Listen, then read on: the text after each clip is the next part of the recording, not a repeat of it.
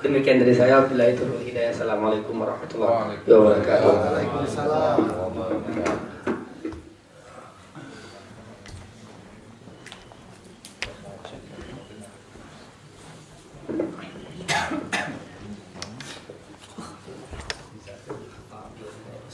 Bismillahirrahmanirrahim.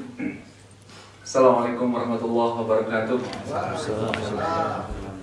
Innal hamdalillah nahmaduhu wa nasta'inuhu wa nastaghfiruh wa na'udzu billahi min shururi anfusina wa min sayyiati a'malina. May yahdihillahu fahuwal muhtadi wa may yudlil falan tajida lahu waliyyan mursyida. Asyhadu an la ilaha illallah khasana bi khairi kitabin unzila wa akramna bi khairin nabiyyin ursila wa atamma 'ala ni'matan bi afdali dini syari'ah. Qala Allah Ta'ala fil Qur'anil Karim, a'udzu billahi minasyaitonir rajim. Innal ladzina qalu rabbuna Allah tsumma istaqamu tatanazzalu 'alaihimul malaikah alla takhafu wa la tahzanu wa abshiru bil jannati allati kuntum tu'adun.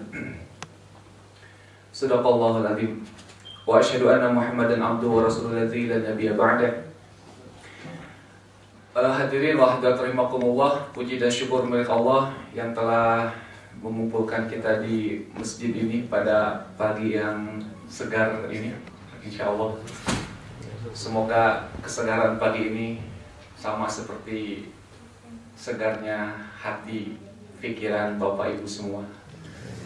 Walaupun tampangnya masih agak-agak loyo, tapi ya mudah-mudahan hatinya segar, insyaallah. Ada sebuah asar yang disandarkan kepada Ali bin Abi Thalib. Jadi ini merupakan kata-kata Ali bin Abi Thalib. Kata beliau pernah mengucapkan kepada para koleganya mungkin ya, kepada tabi'in. Kata Ali bin Abi Thalib, "I'lamu rahimakumullah innakum fi zaman." Ketahuilah wahai orang-orang yang dirahmati Allah, sesungguhnya kalian ini berada dalam suatu zaman. Gitu. Al-qail fihi bil haqq qalilun. Ini zaman dulu nih, apalagi zaman sekarang gitu kan. Jadi kata Rasulullah, al-haqqu, kata Ali, al-qail fil haqqi qalil. Sesungguhnya perkataan yang benar itu semakin sedikit. Jadi perkataan yang menerangkan akan kebenaran itu semakin sedikit. Al-qail fil haqqi qalilun, kata Ali bin Abi Thalib. Kemudian wal lisanu 'anil sidqi qalilun. Lisan atau ceritaan, perkataan 'anil sidqi, akan kebenaran itu tumpul, semakin tumpul, kata Ali bin Abi Thalib. Wal lazim lil haqqi dalilun. Orang-orang yang melazimkan, orang-orang yang istiqomah, orang-orang yang teguh pendiriannya lil haqqi, akan kebenaran, dalilun, dianggap dalil.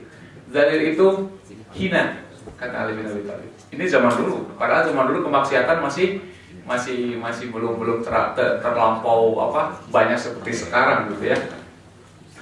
Kemudian ahluhu mu'taqiduna 'alal isyan. Ahli-ahlinya berada dalam kemaksiatan. Mustalihuna 'alal idhan. Pemimpin-pemimpinnya itu mudahin. Mudahin itu apa? Mudahin itu pandai menipu rakyat, masalah seperti itu. Pemimpinnya idhan, gitu ya. Tukang bohong. Gitu. Jadi banyak menawarkan janji-janji, apalagi ketika sedang kampanye, kayak gitu. Mustalihuna 'alal idhan, gitu. Fatahu ma'arim. Orang tuanya pelaku dosa, kata Ali bin Abi Thalib. Jadi fatahum alim, orang-orang dewasa itu pelaku dosa. Kemudian wasyaibuhum asim. Wasyaibuhum asim. Bentar Pak. Mustalihuna 'ala al-idhan fatahum alim wasyaibuhum asim. para pemudanya itu apa? Asim itu pelaku dosa. Oh tadi fatahum itu ini, fatahum itu pemuda, fatahum itu pemudanya pelaku dosa, wasyaibuhum, syaibuhum orang-orang yang lebih dewasa dari anak muda, ya orang-orang dewasa seperti bapak lah kayak gini, gitu ya, gitu, seperti bapak lah kayak gitu ya, gitu, alim gitu ya. Kemudian wa'alimuhum munafiq, ulama-ulamanya banyak yang munafik, gitu. Ulama-ulamanya banyak yang munafik. Wa qari'uhum mumarid. Qori-qorinya orang-orang yang pandai baca Quran, orang-orang yang dianggap pandai baca Quran, arif, hanya sebatas tenggorokannya saja katanya gitu. Kemudian la yu'azzimu saghiruhum kabiruhum. Tidak lagi pemudanya itu anak-anak kecil, bukan anak kecil. Orang-orang muda itu sudah tidak hormat lagi kepada orang tua. Sudah tidak ada lagi rasa hormat orang muda kepada orang tua, katanya gitu. Dan yang terakhir, wala ya'ulu ghaniyuhum faqiruhum. Orang kaya sudah tidak peduli lagi kepada orang miskin. Nah, ini perkataan Ali bin Abi Thalib. Ini zaman dulu Ali bin Abi Thalib mengatakan seperti ini. Nah, apalagi kalau kita hubungkan dengan kondisi sekarang. Jadi ada 10 hal sebagai nasihat Ali bin Abi Thalib. Ya, bagaimana kita menghindari 10 hal ini. Yang pertama, kata Ali bin Abi Thalib, al-qail fil haqqi qalil. Perkataan yang menerangkan tentang kebenaran itu semakin sedikit. Banyak orang yang susah untuk menerangkan kebenaran gitu. Banyak orang yang tidak berani mengatakan bahwa yang benar itu benar, yang salah itu salah. Banyak orang yang tidak berani apapun alasannya. Karena mungkin gak enak, ya kan? Seperti seorang bawahan ingin menasihati atasannya kan agak susah juga. Takut tersinggung, takut dipecat dan lain sebagainya. Al-haqqu al-qail fihil haqqi qalilun. Perkataan yang menerangkan akan kebenaran itu semakin qalil, semakin sedikit. Makin sedikit. Makanya ada sebuah doa yang diajarkan oleh Rasulullah SAW yang sering kita dengar, Allahumma arinal haqqa haqqa warzuqna tiba'ah. Ya Allah, tunjukkanlah kepadaku, perlihatkanlah kepadaku bahwa yang benar itu adalah benar, ya kan? Warzuqna tiba'ah, dan karuniakanlah kepada kami untuk mengikuti jalan kebenaran itu, gitu. Kemudian wa arinal batila warzuqna tinabah, dan karuniakan dan perlihatkanlah kepada kami bahwa yang salah itu salah, yang batil itu batil. Warzuqna tinabah, dan anugerahkanlah kepada kami untuk menjauhinya, gitu. Makanya benar kata Rasulullah SAW ketika beliau memuji Abu Dzar Al-Ghifari, kalau misalkan ada perkataan yang benar di muka bumi ini, maka perkataan yang paling benar adalah perkataan Abu Dzar Al-Ghifari. Karena Abu Dzar Al-Ghifari itu orang yang sangat-sangat dipuja Rasul dalam mengutarakan kebenaran kepada siapapun, gitu. Kepada siapapun, berani sekali itu Abu Dzar Al-Ghifari. Sampai beliau itu berani untuk dilempari, ya kan? Berani untuk digebuk, gitu kan? Dipukuli dan lain sebagainya. Kenapa? Karena berani melontarkan kebenaran, gitu. Nah, kata Ali bin Abi Thalib, alaikum rahimakumullah, ketahuilah wahai orang-orang yang dirahmati Allah, alaikum fi zaman, sesungguhnya kalian berada dalam satu zaman. Itu zaman dulu, apalagi zaman sekarang. Banyak orang yang sudah tidak berani lagi mengatakan bahwa yang benar itu benar. Seorang istri kadang sudah tidak berani lagi memberikan nasihat kepada suaminya, dipendam aja kan. Akhirnya membludak misalnya seperti jadi bom waktu. Ada seperti itu. Gimana Pak? Di sini mah terbalik. Terbalik, di sini mah terbalik katanya. Misalnya seperti itu. Ya gitu Pak. Jadi seorang istri pun berkewajiban kalau misalkan suaminya melakukan satu kesalahan, nasihatilah. Karena bisa menjadi bom waktu gitu. Seperti itu. Bahkan Rasulullah SAW pernah mengatakan, qulil haq walau kana murra. Ya kan? Qulil haq walau kana murra. Katakanlah yang benar itu walaupun kadang pahit, walaupun kadang tidak enak. Makanya Abu Dzar Al-Ghifari pernah mengatakan bahwa amaroni, ya kan, menyuruh kepadaku orang yang sangat aku cintai. Salah satunya adalah amaroni wa amaroni an aqulal haqqa walau kana murra. Rasulullah SAW selalu memerintahkan kepadaku untuk mengatakan bahwa yang benar itu benar walaupun menyakitkan. Makanya Abu Dzar walaupun dia tidak punya jabatan, walaupun jabatannya itu serendah-rendah jabatan zaman sahabat gitu ya, orang yang paling rendah lah Abu Dzar itu, orang yang paling miskin di dunia. Jadi orang yang termiskin di dunia itu bukannya Maggie Z ya Bu ya, tapi Abu Dzar. Itu berani dia mengatakan, tidak ada pertimbangan apa-apa. Kalau benar, katakan benar. Nggak usah takut. Pak Nel ini, waduh presiden nih Pak Nel nih, berani kan ngasih taunya, jangan. Katakan aja Pak Juki ya, jangan takut lah. Gitu. Kemudian yang kedua, wal lisanu 'an sidqi qalil. Lisan atau ceritaan yang benar begitu tumpul.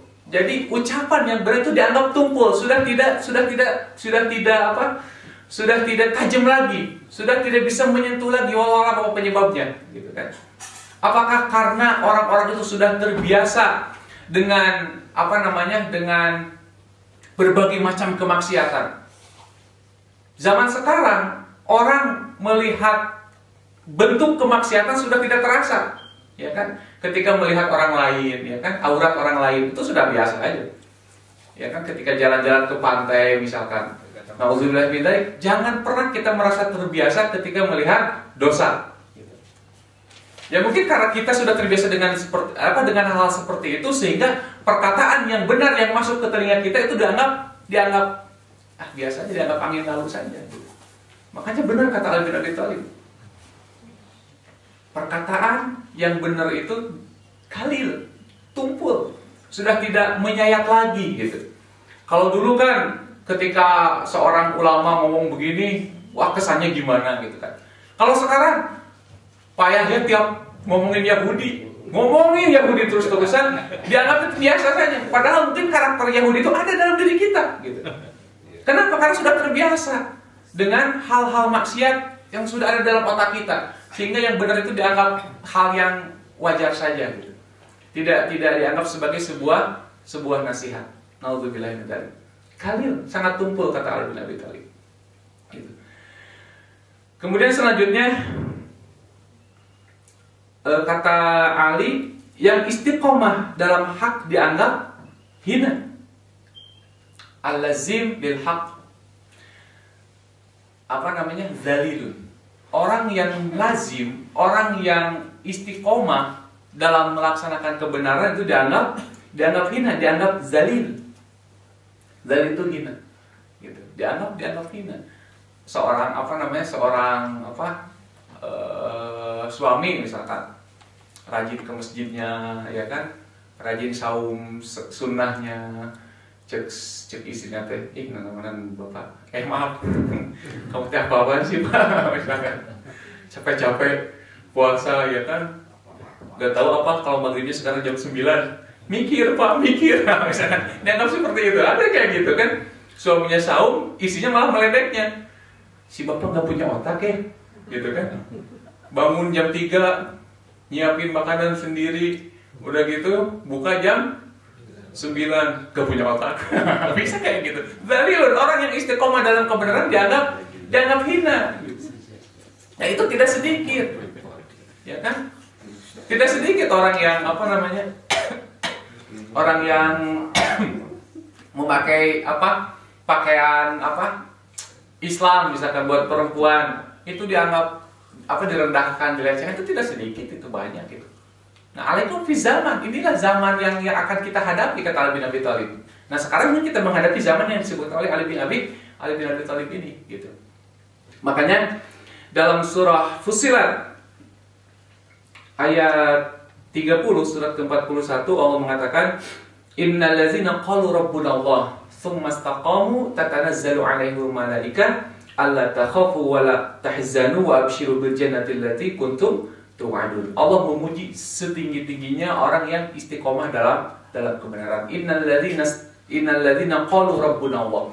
Sesungguhnya orang-orang yang mengatakan Rabbuna Allah, Rabb kami semuanya itu adalah Allah. Tsumastaqamu, kemudian mereka itu istiqomah. Mereka istiqomah. Tatanazzalu 'alaihimul malaikah. Allah akan turunkan kepada mereka itu ala malaikah alla takhafu, supaya mengatakan kepada mereka alla takhafu, jangan takut gitu.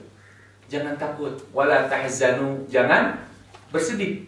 Wa abshiru bil jannati allati kuntum tu'adun, dan berikanlah mereka kabar gembira dengan surga di mana yang merupakan tempat kembali mereka. Gitu Pak, istiqomah itu Pak, istiqomah. Alhamdulillah saya sudah punya istri. Tapi komahnya belum. Komahnya belum, baru istrinya Pak. Tinggal komahnya gitu ya. Karena istri saya namanya Isti tapi nggak pakai koma. Mungkin bapak-bapak punya saudara yang namanya Komah lah, jadi biar boleh di merger ya. Itu. Innal ladzina qalu rabbuna Allah tsumastaqamu tatanazzalu 'alaihimul malaikah. Jadi perkataan qalu rabbuna Allah, sesungguhnya Tuhan kami adalah Allah, itu tidak hanya sekedar ucapan, tapi harus ada bukti, harus melahirkan 3 kekuatan. Ya kan? Orang yang mengatakan qalu rabbuna Allah, sesungguhnya Tuhan kami itu adalah Allah, itu setidaknya harus melahirkan 3 kekuatan. Pertama, quwwatun dafi'ah. Harus melahirkan kekuatan untuk menolak berbagai macam bentuk maksiat gitu. Kalau misalkan teman kita senangnya itu main ke road level arena, tapi yang dipilih adalah pertandingan antara Sharapova dan Saparova misalnya. Misalnya yang dipilih pertandingan itu saja. Teman-teman saya Pak, teman saya di sini namanya A, ujungnya N lah. Dia biasa pakai pakaian putih kayak saya. Kalau saya sebut ya Pak Aiman lah gitu. Jadi yang dipilih misalkan itu Sharapova dan Sharapova, kan itu petenis orang Sunda itu. Saparova dan Saparova. Jadi Sharapova dan kalau orang Sunda jadi Saparova dan Sharapova gitu kan. Yang dipilih cuma itu saja gitu kan. Gitu. Jadi itu harus bisa menolak gitu ketika kita lihat, ya kan sekarang lagi musim tenis ya Bu. Orang yang suka tenis ya seneng lah lihat tenis. Walaupun tidak bisa menghindar ketika ada Sharapova lagi main ya Bang Zul meleleh gitu air liurnya. Bisa jadi seperti itu. Ya kan? Ya kita harus dihindari ya, maksudnya jagalah gitu. Jangan sampai kita melihat tenis itu bukan melihat permainannya tapi malah melihat orangnya, pemainnya. Itu harus dihindari. Makanya ketika mengatakan qalu rabbuna Allah, Tuhan kami adalah Allah, kita harus punya, paling tidak harus menghasilkan quwwatun dafi'ah, kekuatan untuk menolak yang nggak benar gitu. Itu hasil dari qalu rabbuna Allah itu. Makanya tsumastaqamu, nah istiqomahnya ini melahirkannya itu quwwatun dafi'ah, kekuatan untuk menolak yang nggak benar gitu. Quwwatun hadiyah,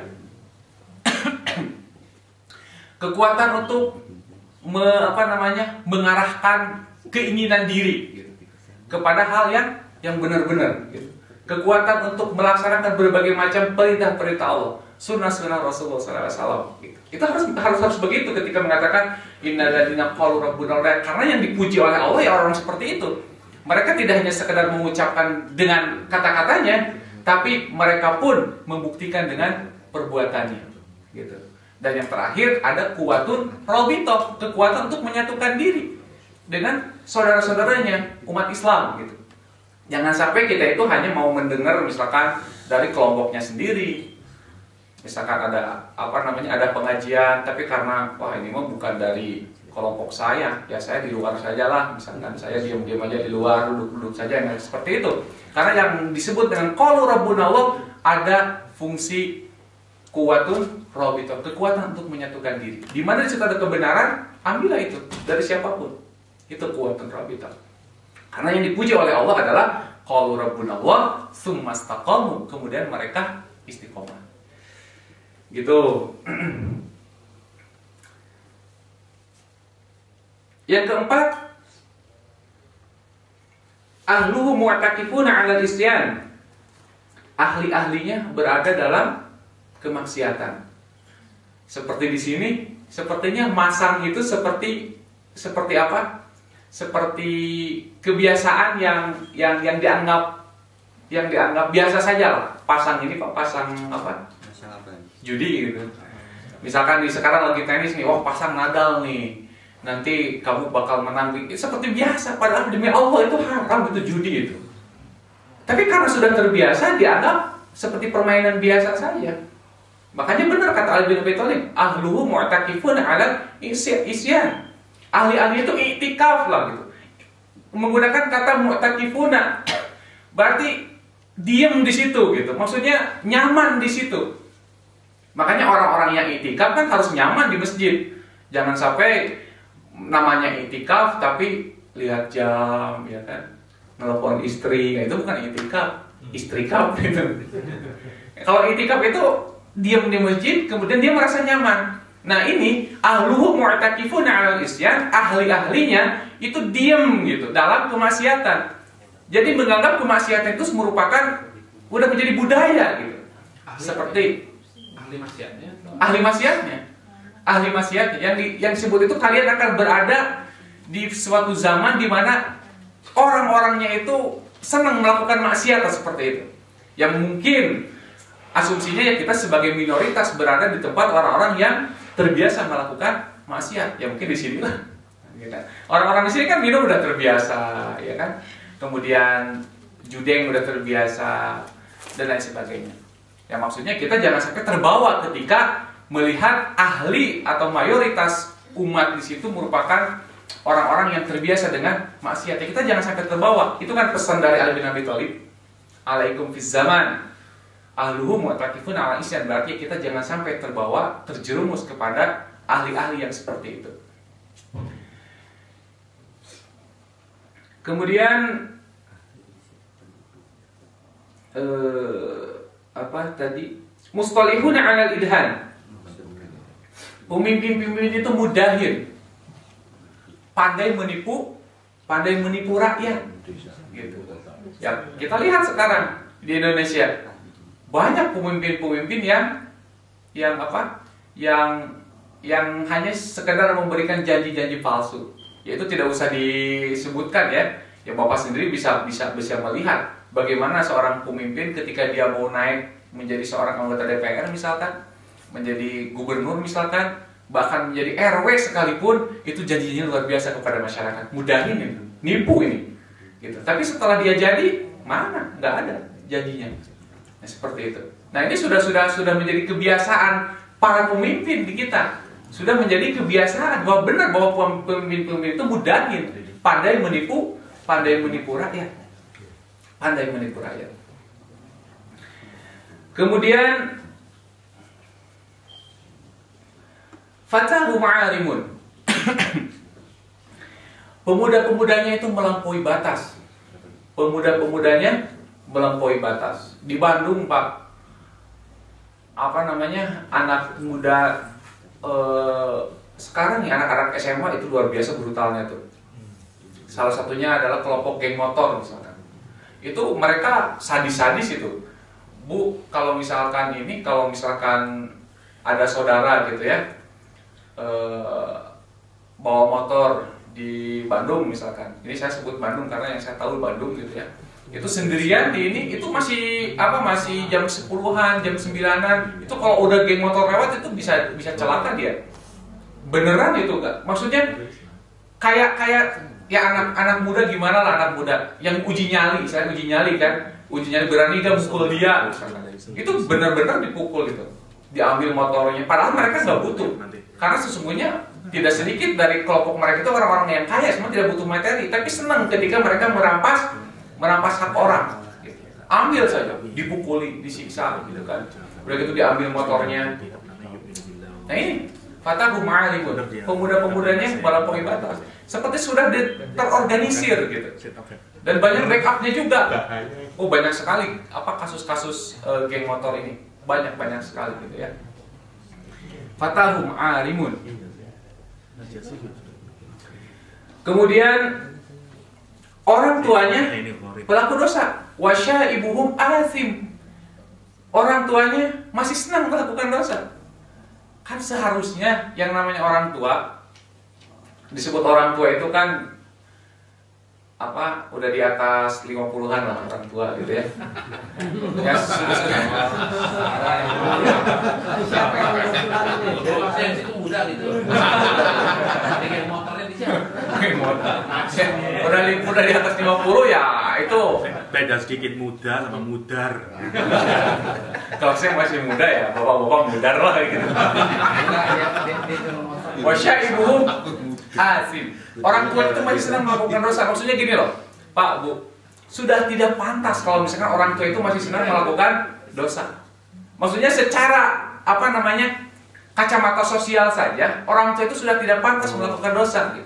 Kalau misalkan ada anak, misalkan pemuda nih, gondrong misalkan kan, kemudian masih brutal, ya kan? Mungkin orang menilainya secara kacamata sosial ya, wajar lah masih muda. Betul tidak, Pak? Masih wajar gitu kan. Bang Zul masih main ke Crown misalkan, ya masih wajar, masih muda ya. Masih muda gitu kan. Gitu. Ya kan, tapi kalau Pak Marjuki misalkan masih main di clubbing misalkan tripping yang ujungnya jadi tiguling misalkan. Ya kan? Kenapa? Karena ya orang pasti menilainya lain gitu. Ini orang tua kok masih begini, pasti begitu. Gitu. Bilang tua, Pak. Istiqomah. Gitu, Pak. Jadi wasyaibuhum asimun. Orang tuanya banyak melakukan dosa. Maksudnya sudah tidak pantas orang tua itu masih melakukan dosa. Istilahnya kan gini. Seharusnya orang tua itu sudah mulai menghafal jampe maut kata orang Sunda itu. Maksudnya jampe paeh itu apa ya? Ya persiapan buat mati lah gitu. Harusnya sudah seperti itu. Jangan tenggelam dalam keleha-lehaan gitu. Harus mulai berbenah diri kan seperti itu. Kalau masih muda orang masih wajar. Ya wajarlah masih muda gitu kan. Mungkin suatu saat dia akan tobat. Tapi kalau orang tua nggak ada orang yang bilang ya maklumlah orang tua, nggak ada. Malu-malu lah soal udah tulis. Malu orang tua. Paling gitu malunya seperti itu. Gitu. Banyak Pak. Seperti contoh di ini Pak, Bu. Saya baca dulu tahun berapa tuh di koran PR seorang kakek-kakek ya kan meninggal di tempat pelacuran coba pada waktu hari Jumat jam 12 sampai jam 1 gitu kan. Jadi orang lain Jumatan ini malah melacur. Dan ini muslim gitu. Ya, kalau langganan tahu ya tempatnya ya. Begitu Pak. Sama-sama kan.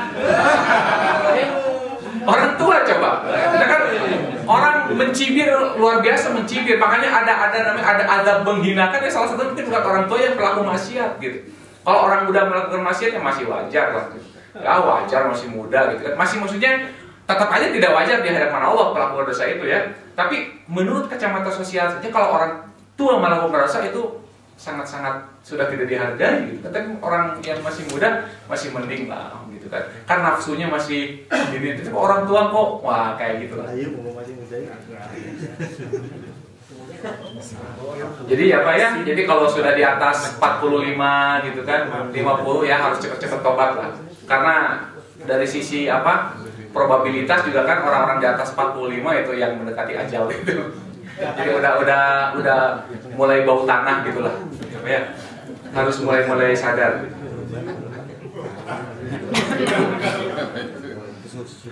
Dari Abi Hurairah radhiyallahu anhu, Rasulullah SAW bersabda, kata Rasulullah, ada 3 orang kelak di hari kiamat. Jadi salasun la yukallimuhumullahu anhum. Allah tidak akan bicara kepadanya. Ya kan? Kemudian selanjutnya apa? Dan apa ini?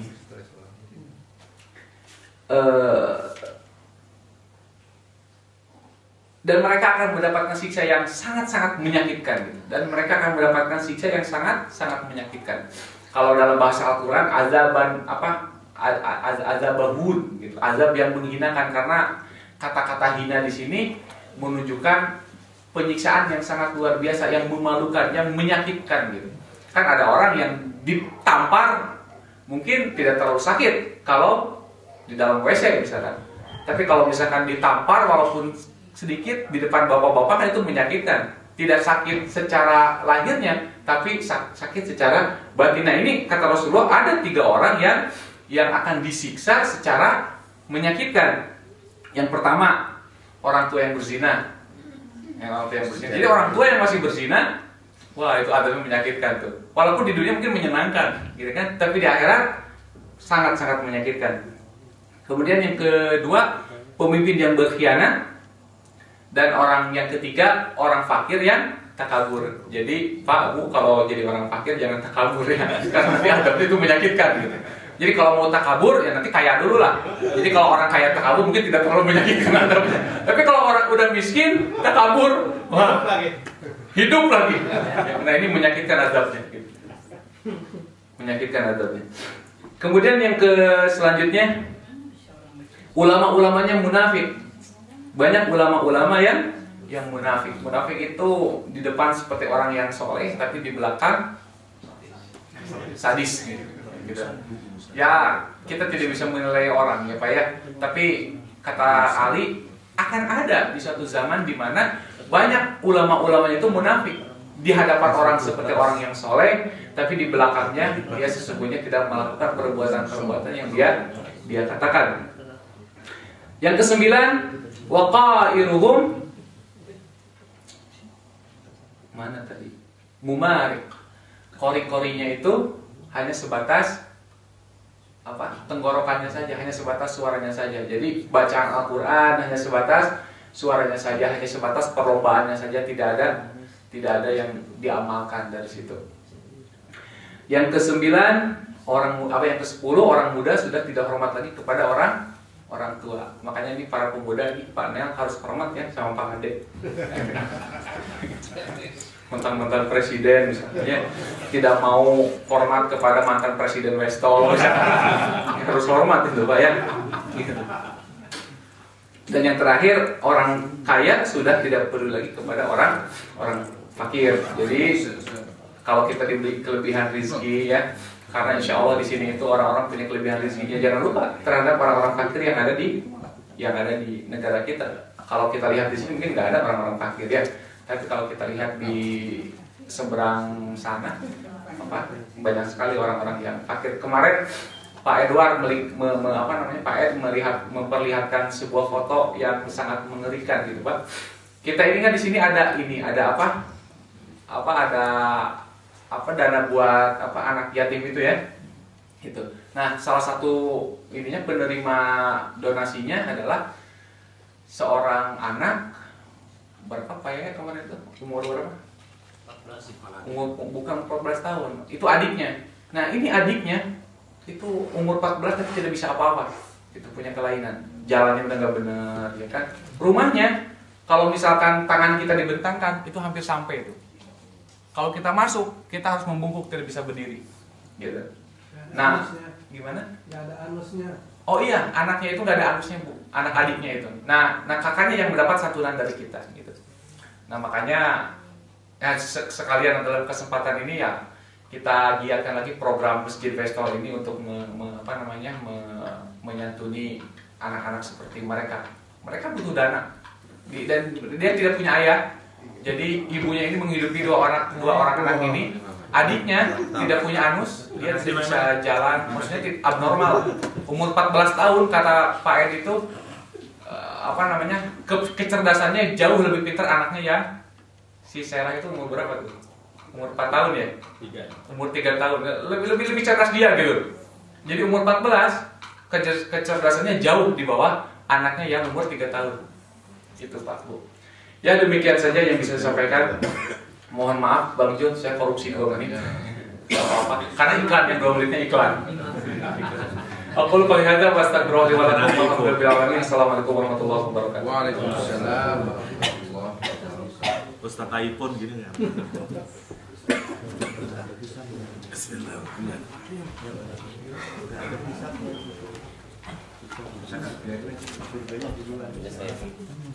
Oh iya.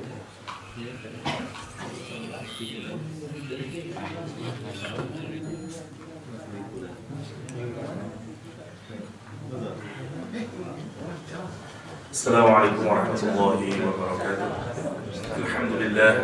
Alhamdulillahi bi ni'matihi tatimmus shalihat. Salatan wa salaman ala sayyidina Muhammad sayyidis sadat wa ala alihi wa ashabihi an-nujum an-nayyirat. Amma ba'd, ikhwatal iman azakumullah. Alhamdulillah rabbil alamin. Seperti kesepakatan kita kemarin, insyaallah separuh kita akan membahas beberapa hadis atau ayat Al-Quran berkenaan dengan orang-orang yang menjadi ahli surga. Dan kemudian kita lanjutkan tafsir yang pagi hari ini insya Allah kita akan memasuki surat Al-Baqarah ayat 115 kan? 115. Sudah hampir separuh.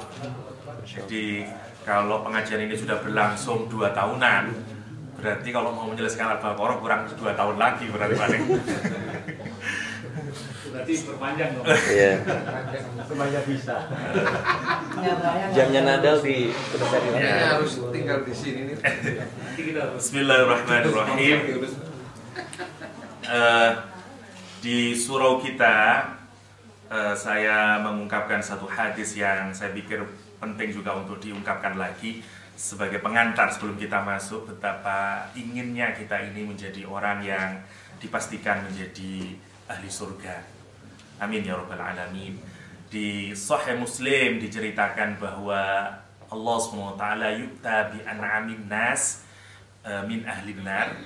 Nanti di hari kiamat dipanggil orang yang paling nikmat hidupnya di dunia ini, tidak pernah mengalami kesedihan sama sekali, semua hidupnya penuh kenikmatan selama hidup di dunia, tapi dia termasuk orang yang masuk neraka. Ya. Ini belum masuk neraka, jadi semua nikmat di dunia. Kemudian fayasbiru finnar sibghatan, fayasbiru fil jannah sibghatan. Kemudian fayasbiru finnar sibghatan, dicelupkan orang itu ke dalam neraka 1 kali celupan saja. 1 kali celupan saja.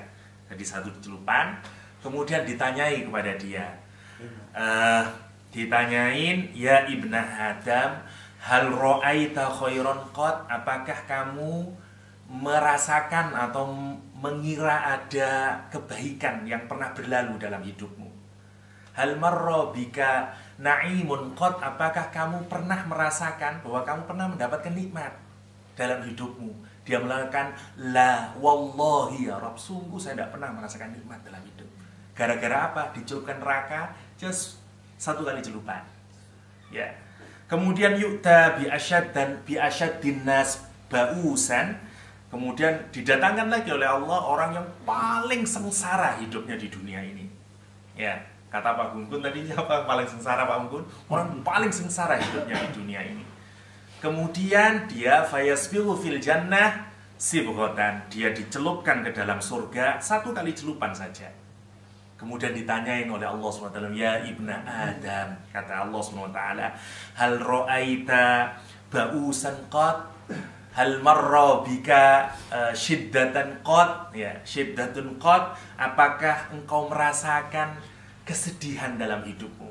Adakah berlalu dalam hari-harimu itu ada kesedihan? Apa dijawab dia? La wallahi ya Rabb, sungguh sama sekali tidak. Sungguh sama sekali tidak. Apa artinya hidup bahagia di dunia ini? Apa artinya kita merasakan nikmat hidup di dunia ini kalau pada akhirnya kita dimasukkan ke nerakanya Allah SWT? Apa enaknya hidup 80 tahun bergeliman dengan apa yang kita sebut sebagai kenikmatan di dunia ini, tapi kemudian hanya Allah masukkan kita ke neraka. Jangan lama-lama, 1 sibghah saja sudah semua hilang, itu semua segala kenikmatan yang pernah kita alami di dunia ini. Tidak tersisa hatta bayangannya. Hatta bayangannya. Karena itu marilah kita sungguh-sungguh kepingin menjadikan diri kita masing-masing menjadi ahli surga. Menjadi ahli surga. Kuatkanlah iman. Kuatkanlah iman. Sebagaimana orang-orang soleh dulu. Saya ingin bercerita berkenaan tentang ayat surat Al-Baqarah ayat 115 yang nanti kita baca ini, yang ayatnya berbunyi walillahil masyriq wal maghrib fa aynama tuwallu fathamma wajhullah. Fathamma wajhullah. Ayat ini dulu membekas sekali di hati salah seorang soleh yang bernama Sa'id bin Jabir. Sa'id bin Jabir. Mari kita hafalkan nama orang soleh ini, Sa'id bin Jabir. Dia hidup pada masa pemerintahan Hajjaj bin Yusuf Ats-Tsaqafi, salah seorang penguasa yang sangat bengis dalam Islam. Hajjaj bin Yusuf Ats-Tsaqafi. Hajjaj bin Yusuf Ats-Tsaqafi ini terkenal orang yang bengis, senang membunuh orang. Bahkan tidak hanya membunuh, mencincang-cincang orang. Hajjaj bin Yusuf Ats-Tsaqafi. Sa'id bin Jabir, ketika ada siapa namanya ini, Hajjaj bin Yusuf, didatangin, ditanyain, siapa kamu? Kata Sa'id bin Jabir, saya Sa'id bin Jabir. Apa katanya? Kata Hajjaj bin Yusuf, kamu bukan Sa'id bin Jabir, kamu Syaqi bin Sakir, kata dia. Sa'id bin Jabir itu orang yang berbahagia, putranya Jabir. Diganti, kata dia, kamu itu orang yang menderita, putranya pemabuk. Kata Sa'id bin Jabir, ibuku lebih tahu namaku sebenarnya. Terus kata dia, kata Hajjaj bin Yusuf, semoga kamu dan ibumu itu mendapatkan kehinaan, kata dia. Terus apa kata Jabir? Sungguh wahai Hajjaj, kalaupun engkau memiliki semua kekuasaan dan kenikmatan yang ada di dunia ini, Allah akan menggantinya dengan bara api neraka. Kata dia, sungguh kalau engkau pemilik kekuatan itu, pemilik kekuasaan itu, pemilik kenikmatan itu, pemilik semua rizki itu, aku akan menjadikanmu sebagai Tuhan. Sayangnya, semua kenikmatan, semua kekuasaan yang kau miliki itu kelak akan digantikan dengan api neraka. Kata Sa'id bin Jabir. Makin keras lagi nih si Hajjaj bin Yusuf. Dia panggil pembantunya. Silakan dibaca, ada di salah satu kitabnya Ait Al-Qarni misalnya. Saya baca dari Ait Al-Qarni, ihfadillah yahfadka. Ya, ada satu kitab judulnya Jagalah Allah, Allah akan menjaga kita. Ya, dari Ait Al-Qarni. Kata Ait Al-Qarni kemudian didatangkan ini pembantunya membawa emas, perak dan seterusnya agar kira-kira menjadi doa. Lihat, kalau orang itu tidak kenal Tuhan, yang membagangkan dirinya itu kan harta benda. Ya, dia itu merasa pede, merasa punya self-esteem, merasa gagah kalau dia punya harta. Ya, kalau tidak ada harta dia merasa hilang jiwanya, merasa tidak ada kehormatannya. Berbeda sekali dengan para sahabat Nabi. Berbeda sekali dengan sahabat Nabi. Ada sahabat Nabi, salah satu yang menarik, Muhammad bin Wasi'. Sebelum saya teruskan, Muhammad bin Wasi' itu sahabat Nabi yang menganggap dunia ini sama dengan debu, saking zuhudnya. Dia ikut peperangan yang dipimpin oleh Qutaibah bin Muslim. Waktu peperangan, karena ini untuk menguatkan tentaranya, kata Qutaibah, sesungguhnya ada salah seorang di antara kita ini, orang yang kalau aku berikan emas sama perak, dia akan menganggapnya seperti debu. Wah, tentaranya semua siapa dia ini? Ini lihat, sahsiah Islamnya, pribadi-pribadi, orang-orang yang dididik oleh Rasulullah SAW. Orang-orang yang dididik oleh Rasulullah SAW. Tidak lama mereka itu, tapi kenapa mereka punya pribadi yang sebegitu memukaunya? Ya, sebegitu memukaunya. Ada yang cuma bertemu dengan Rasul 3 tahun, 10 tahun, 5 tahun, tapi punya kepribadian yang subhanallah. Kita ini dari Islam, mulai dari procot sudah Islam. Hatta hari ini kepribadian kita masih nggak jelas ya. Ada munafiknya, ada Yahudinya, ada macam-macamnya, ada macam-macamnya. Muhammad bin Wasi' dititipkan ini, tolong kalau tidak percaya kasihkan kepada dia. Dimasukin ke kemahnya, dia sedang sholat, dia menangis. Setelah itu dilalah, kalau kata orang Jawa itu dilalah, diambil itu emas sama perak. Wah, malu ini si Qutaibah pemimpinnya. Waduh, kok diambil? Padahal dia sangat yakin yang Muhammad bin Wasi' ini orang yang sangat zuhud, yang tidak bergeming hatinya karena harta. Tidak bergeming hatinya karena harta.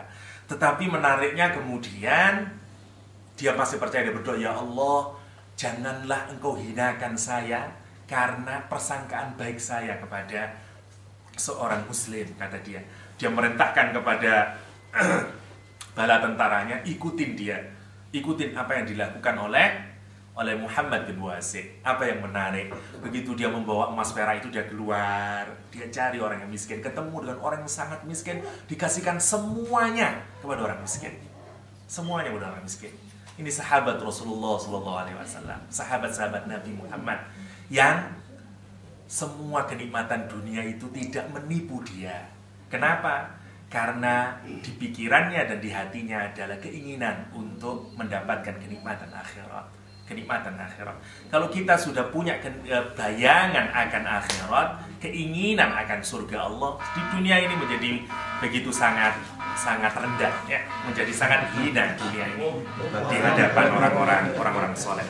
Saya lanjutkan tadi Sa'id bin Jabir yang disebut Syaqiyun bin Sakir, ya. Setelah dikatakan bahwa semoga ibumu dan dirimu sendiri dihinakan oleh Allah SWT, kemudian dibawakan emas dan seterusnya. Apa katanya Sakir? Sesungguhnya kekayaan-kayaanmu ini bersama dirimu nanti juga akan dimasukkan Allah ke dalam neraka. Kata dia ini tidak berubah, dia tidak berubah. Wah, dikasih biduan, terbana, wah, joget-joget lah, belly dance dan seterusnya, menangis. Sa'id bin Jabir malah menangis. Kemudian ditanyain, kamu menangis karena iramanya ini ya, dan seterusnya. Apa kata Sa'id bin Jabir? Demi Allah, yang membuat aku menangis adalah saya hanya mikirin si biduan itu, bagaimana dia bisa membudakkan dirinya kepada makhluk ciptaan Allah, dan dia tidak membudakkan dirinya pada Allah yang menciptakan dia. Lihat kata-katanya. Dia heran bagaimana ada manusia yang menjadi slave, menjadi budak dari orang lain, tapi dia tidak jadi budak Allah yang menciptakan dia. Bagaimana ada orang yang mau menuruti orang lain, tapi dia tidak menuruti Allah SWT. Bagaimana ada orang yang menuruti nafsu dirinya sendiri, padahal dia tidak menurut kepada Allah yang menciptakan nafsu dan dirinya. Ya, dia nangis, terus nangis, tidak bisa lagi menipu, ya, ditipu dengan harta benda, ditipu dengan perempuan. Kalau zaman sekarang itu godaannya. Semua orang yang berjalan di sabilillah akan selalu ada godaan. Ya, digoda dengan harta, digoda dengan perempuan. Mestinya jadilah kita ini seperti Sa'id bin Jabir. Setelah itu begitu mau dibunuh, bingung ini, mau dihadapkan kemana ini? Jangan dihadapkan ke kiblat, kata Hajjaj bin Yusuf. Ya, meskipun jahat, ya masih takut juga ternyata sama kiblat. Begitu tidak suling ada kiblat, apa yang dibunyikan oleh Sa'id bin Jabir? Inilah ayat yang dibaca oleh Sa'id bin Jabir. Begitu mau dihadapkan, membelakangi kiblat dan mau dibunuh, dia bilang, walillahil masyriq wal maghrib fa'ainama tuwallu fathamma wajhullah. Sesungguhnya milik Allah lah timur dan barat. Kemanapun engkau menghadap, disitulah engkau temukan wajah Allah SWT. Tambah mangkel Hajjaj bin Yusuf. Kalau gitu, udahlah telentangkan aja lah di bumi lah, terserah ngadep ke atas boleh. Dia ngomong lagi, apa kata Hajjaj bin Yusuf? Kata Sa'id bin Jabir, minha khalaqnakum wa fiha nu'idukum wa minha nukhrijukum taratan ukhra. Kata dia, sungguh dari tanah inilah aku diciptakan, dan ke dalam tanah itulah aku akan dikuburkan, dan dari tanah itulah aku akan dikembalikan. Tidak tahan lagi, dipotong-potong dan syahidlah Sa'id bin Jabir. Apa kata Sa'id bin Jabir? Pasti Allah akan membalas yang lebih buruk lagi dari apa yang kamu lakukan hari ini. Dan misalnya di Siyar A'lamun Nubala, yang menceritakan lebih detail lagi tentang Sa'id bin Jabir, dikisahkan adalah tiap malam Hajjaj bin Yusuf bermimpi di akhirat, dan Allah memberikan kekuatan kepada Sa'id bin Jabir untuk menusuk-nusuk hingga 7 kali lebih parah dari kematiannya dia sendiri di dalam mimpi. Orang mimpi sedih itu sedih beneran. Ya, sebenarnya ini apa? Orang yang melakukan dosa akan terbawa. Dosa itu akan punya dampak ke dalam hati. Ya, kalau dibaca secara logika hari ini. Ya, kalau orang sekarang kan percaya bahwa ada dosa yang membuat kita susah tidur. Kenapa? Karena ada dosa. Bingung, tidak bisa tentram. Karena itu sebanding.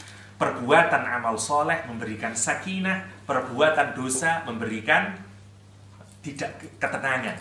Sama, Hajjaj bin Yusuf ini banyak sekali dosanya. Karena itu mimpinya juga kayak begitu. Saya pernah dulu disuruh oleh kedutaan Indonesia di Manila mengunjungi Al-Ghazi, ya, yang menjadi teroris di Manila, termasuk siapa yang orang orang Makassar itu, terus disuruh nganalisa. Saya tanyain mimpinya apa? Ada yang satu itu bilangnya mimpinya bahwa tiap malam itu mimpinya mau dibunuh saja gitu, kayak serasa mau dibunuh. Ya saya kemukakan karena suruh nulis kemudian hasil dari interviewnya itu. Saya pikir itu adalah impact dari rasa takutnya. Masuk orang kalau takut kan mimpinya macam-macam, sama dengan kayak begini. Hajat bin Yusuf di dunia saja sudah ditampakkan bagaimana adabnya. Dan Hajat bin Yusuf penguasa muslim yang otoriter, yang matinya juga jauh lebih mengenaskan daripada Sa'id bin Jabir. Lah orang-orang yang kayak begini ini lah orang-orang yang ahli surga. Saya baca beberapa hadis sebelum masuk ke pembahasan tafsir Al-Baqarah 115. Hadis dari Imam Muslim, panjang hadisnya, saya singkat saja karena terlalu panjang hadisnya. Wa ahlul jannah thalathatun, ya. Penghuni surga itu ada 3. Yang pertama, dzu sultanin muqsitun mutasaddiq. Orang yang memiliki kekuasaan, dia jujur dengan kekuasaannya, dia adil dengan kekuasaannya, muwaffaq, cocok itu. Otoritasnya benar-benar dikira. Lihat, menjadi pemimpin, menjadi orang yang punya otoritas, punya peluang besar untuk masuk surga. Ya. Kalau ada di antara kita yang menjadi pemimpin, jadi punya kekuasaan, ya, punya dzu sultan, ya, entah jadi bupati, pak lurah dan seterusnya, itu peluang untuk bisa masuk surga. Asalkan apa? 1, adil, jujur dan cocok antara omongannya dengan apa yang dia lakukan. Tetapi banyak sekali orang yang memiliki kekuasaan justru tidak adil. Ya, sejarah terlalu banyak menunjukkan bagaimana. Karena itu memang susah. Tidak semuanya juga dari orang miskin ternyata isinya surga itu. Sebagian ada penguasa yang adil dan jujur. Apalagi warajulun rahimun raqiqul qalbi likulli dzi qurba wa muslimin. Lihat ini. Yang kedua, orang ahli surga itu adalah orang yang sangat penyayang. Hatinya itu sangat lembut sekali. Kepada siapa? Sanak kerabatnya dan semua orang Islam. Kalau kita mau ingin jadi ahli surga, punyalah empati yang sangat dalam kepada orang lain. Punyanya kepekaan sosial yang sangat kuat terhadap orang lain. Itu cirinya ahli surga. Rajulun rahimun raqiqul qalbi likulli dzi qurba wa muslimin. Orang yang rahim, ya, orang yang bahasanya lihat, menggunakan bentuk superlatif. Sangat penyayang. Orangnya itu sangat penyayang. Ya, orang yang sangat penyayang, raqiqul qalbi, yang hatinya itu lembut, ya. Hatinya itu sama dengan kata yang sama, misalnya Aisyah mensifati ayahnya Abu Bakar dengan raqiqul qalbi. Abu Bakar itu disifati dengan raqiqul qalbi. Orang yang hatinya itu lembut. Kepada siapa? 1 yang paling penting dulu, dzi qurba, kepada orang-orang yang dekat dengan dia, istrinya, anaknya, kakaknya, ibunya, bibinya, pamannya dan seterusnya. Wa muslimin, dan semua muslim. Semua orang muslim. Itu ciri yang kedua orang di surga. Yang ketiga, afifun muta'affaf dzu iyalin. Orang miskin, ya. Orang miskin yang punya keluarga, punya tanggungan, dia zu'iyal, tapi dia tidak mau minta-minta. Dia punya iffah. Iffah itu orang yang mampu menjaga kehormatan dirinya. Tidak mau minta-minta sama orang, nggak mau. Ada orang miskin, tapi menggunakan kemiskinannya untuk minta-minta sama orang lain. Ya, sama, itu bukan hanya orang miskin di jalan-jalan. Ya, termasuk ustadz juga banyak. Ya, yang menampakkan kemiskinannya agar dikasihani orang. Itu sama, tidak punya iffah dia. Ya. Bibi saya namanya Afifah, ya. Kalau perempuan namanya Afifah. Afif, ada menteri kita namanya Afif dulu, ya. Siapa Afif? Ya. Kalau laki-laki namanya Afif, orang yang punya punya iffah dalam hidupnya. Salah satu sifat yang harus dimiliki oleh orang mukmin adalah sifat iffah, mampu menjaga kehormatan dirinya. Ya, integrity, Pak Iwan. Maklum Ozi ya, jadi integrity kata dia. Harus punya integritas diri. Ya, orang yang mampu menjaga dirinya, punya sifat iffah, dia ahli surga. Tapi biasanya memang iffah ini, kalau kita baca literatur Islam, lebih banyak berkenaan dengan kepemilikan harta. Orang yang tidak punya harta, tapi tidak terjatuh dia dari meminta-minta sama orang lain. Dia cukup Allah yang membantu dia. Pantangan untuk meminta kepada orang lain, ya, pantangan untuk minta orang lain. Dan itu adabnya orang Islam itu kan begitu, menariknya Islam itu. Orang kaya harus ngasih sama orang miskin, bahkan jelek hukumnya kalau dia tidak ngasih. Tapi orang miskin nggak boleh minta dalam Islam, harus punya hormat diri. Jadi asik ini, ya. Kalau sekarang kan tidak, sampai orang kayanya itu marah sambil ngasihnya karena terlalu banyak yang minta-minta. Ya karena sudah tidak ada orang punya iffah. Yang miskin tidak punya iffah, yang kaya nggak punya sifat untuk sedekah, kikir. Ya, jadi udah pas itu kalau sekarang ya. Kalau sekarang pas, miskin tidak punya iffah, orang kaya pelit, tidak nyambung. Kalau dulu orang kaya sangat generous, orang miskin menjaga dirinya iffah, menjaga iffah. Ya.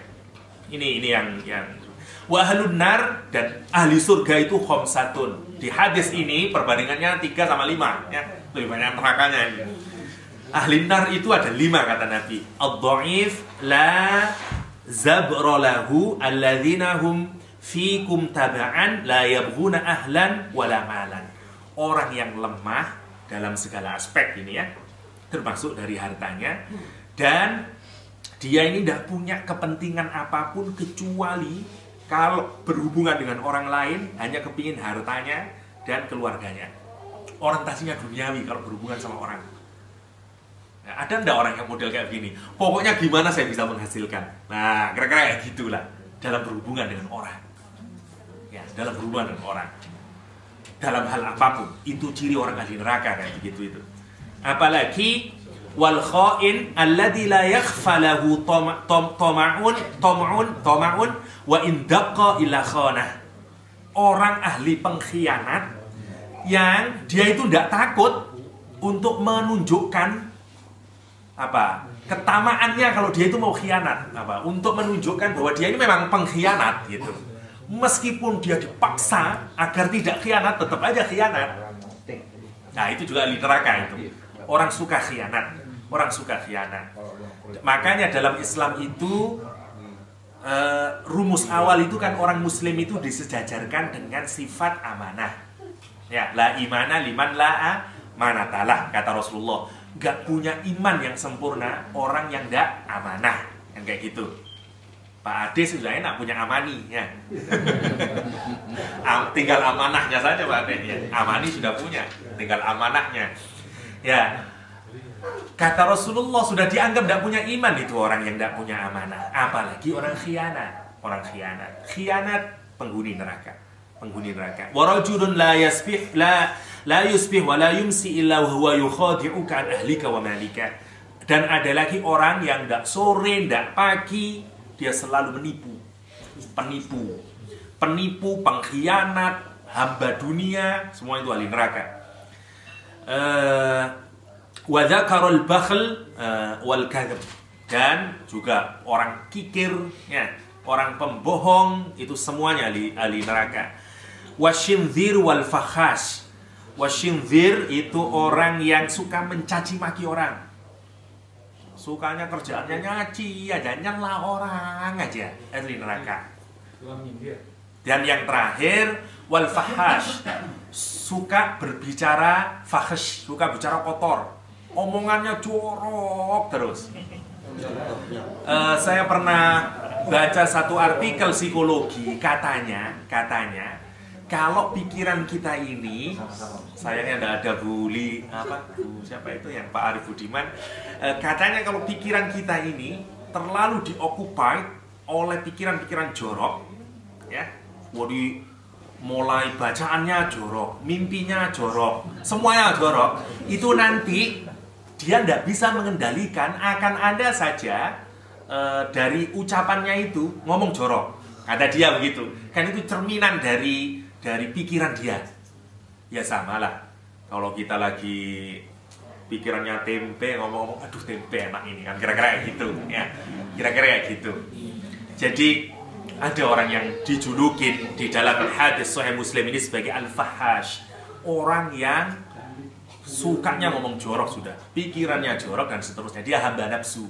Kalau kata Imam Ghazali, salah satu drive-nya manusia itu adalah kekuatan syahwat. Ini nanti yang ditiru dalam psikologi punyanya Sigmund Freud. Kata dia, orang itu tindakannya karena libido seks. Benar, Imam Ghazali juga mengatakan itu. Cuma tidak hanya seks kalau Imam Ghazali. Macam-macam, ada kuwatus sabu'iyah, kuwatul bahimiyah, kuwatus syaitoniyah. Kalau Imam Ghazali lebih komplit lagi yang mendrive kita itu.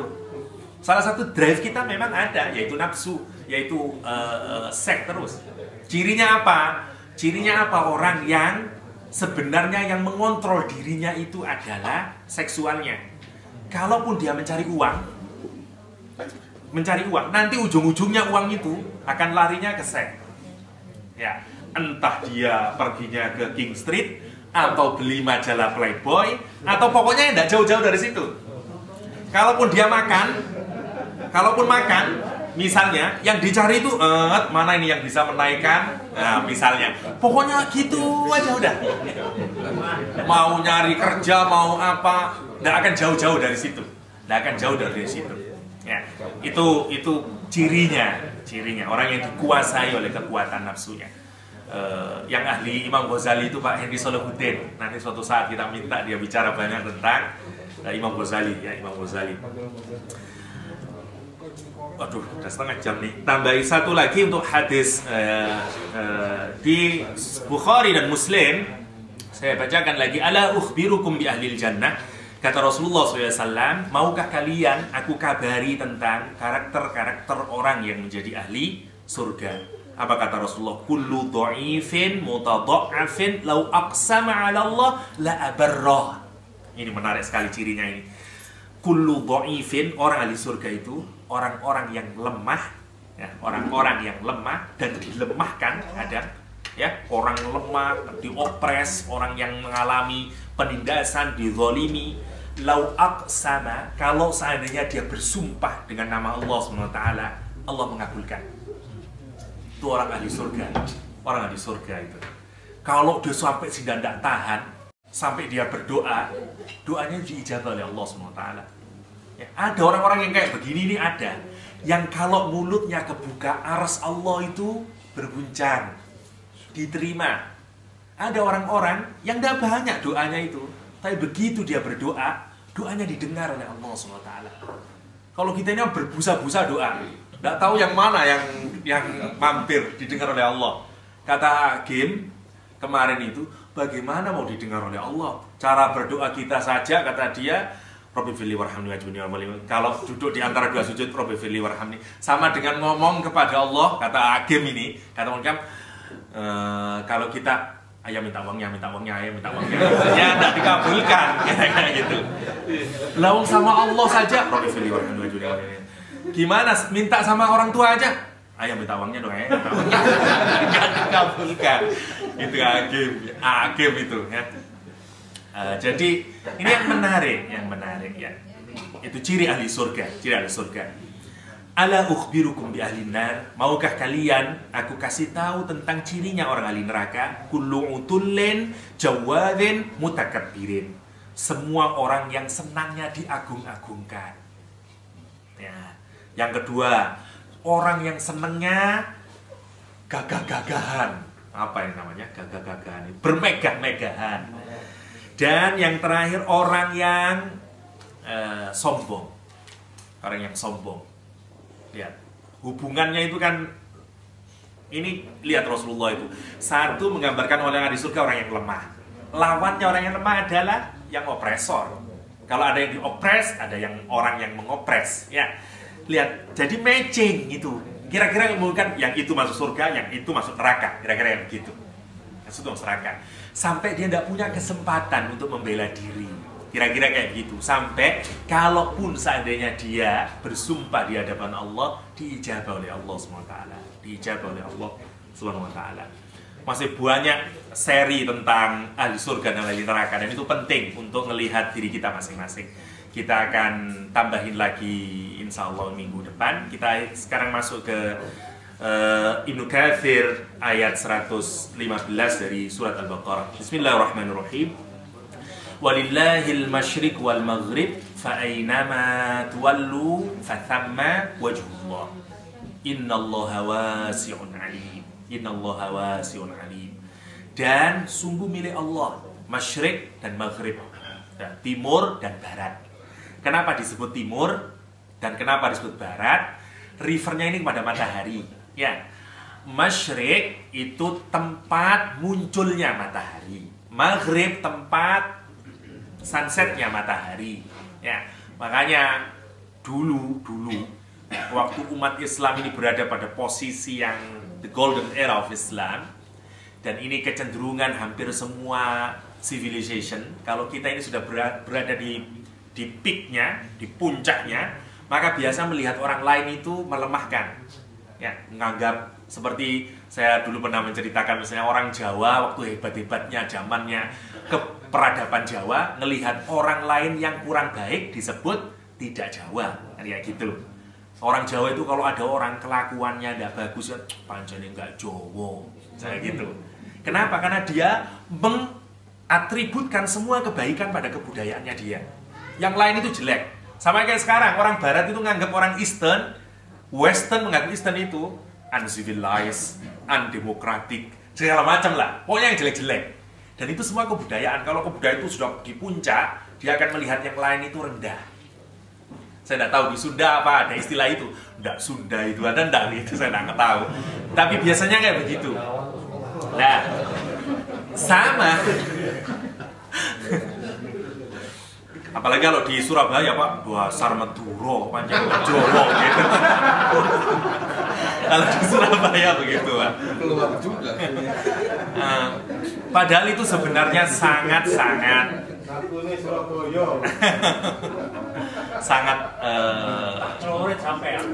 eksklusif.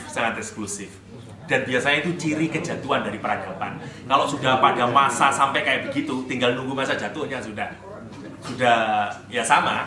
Barat sekarang sudah masa kayak begitu itu, di puncak-puncaknya, yang semua ukuran kebaikan adalah Western. Pokoknya timur itu semua serba jelek lah, kira-kira gitu kan sekarang ini. Jadi malah terbelalak kalau ada yang baik, loh ternyata Indonesia ada KFC-nya ya, misalnya kayak gitu. Semuanya pokoknya jelek-jelek gitu. Rata-rata begitu, rata-rata. Lah di Islam juga dulu kayak begitu. Wilayah Islam itu dianggap sebagai masyriq dulu, tempatnya matahari dan seterusnya, maju peradaban. Barat itu maghrib. Kira-kira nggak mungkin lah maju itu 4 musim, salju dan seterusnya. Makanya tidak terlalu nganggap penting. Nah, maka begitu bangkit ya, ternyata yang surup pun itu bisa bangkit ternyata. Bahasa Jawanya maghrib itu surup, ya tenggelam. Ya, sekarang jadi Maroko ya, maghribi. Ya. Nah, kata Syekh Mutawalli Sya'rawi, kenapa yang diambil itu timur dan barat? Apakah memang, kenapa kok tidak utara, selatan, dan seterusnya, kata dia. Karena inilah yang paling dipahami oleh manusia. Tidak ada orang di dunia ini yang tidak tahu timur dan barat. Kenapa? Kayak saya ini, saya tidak tahu arah. Utara mana, saya tidak tahu. Tapi kalau timur dan barat, tidak ada orang di dunia ini yang tidak tahu. Kenapa? Karena tinggal melihat matahari. Di mana dia terbit dan di mana dia tenggelam. Itu yang pertama. Yang kedua, kata Syekh Mutawalli Sya'rawi, sesungguhnya arah yang lain itu sebenarnya mengikuti timur dan barat. Saya tidak tahu itu bagaimana orang bisa menemukan utara. Tapi katanya Syekh Mutawalli Sya'rawi, orang bisa tahu timur, yang lain itu karena dia tahu masyriq sama maghrib. Ya. Sehingga sebenarnya yang dimaui dari masyriq dan maghrib itu sebenarnya tidak merujuk kepada arah tertentu, tapi menuju kepada segala arah. Maunya segala arah. Karena Allah lah pemilik masyriq dan maghrib. Maunya kayak begitu, kata Syekh Mutawalli Sya'rawi. Fa'ainama tuwallu, maka kemanapun kamu mau menghadapkan wajahmu, fathamma wajhullah. Ayat ini kata Ibnu Katsir merupakan tasliyah, merupakan hiburan bagi Nabi Muhammad SAW. Ada banyak sekali asbab nuzul berkenaan dengan ayat ini.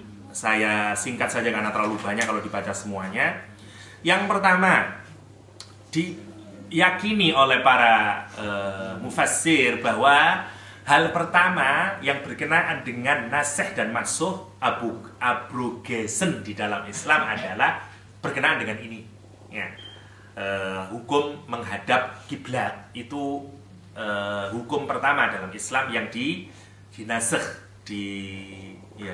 dihapuskan, diabrogasi. Bahasa kerennya itu diabrogasi. Ya.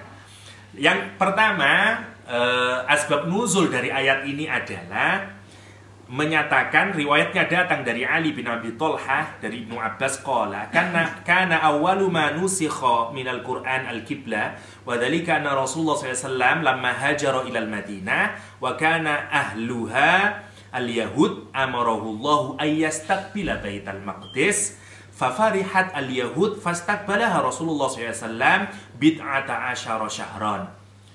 Dulu katanya ketika Rasulullah hijrah ke Madinah dan penduduknya di sana adalah orang-orang Yahudi, Allah memerintah kepada Rasulullah SAW untuk sholat menghadap Baitul Maqdis, dan gembira orang Yahudi.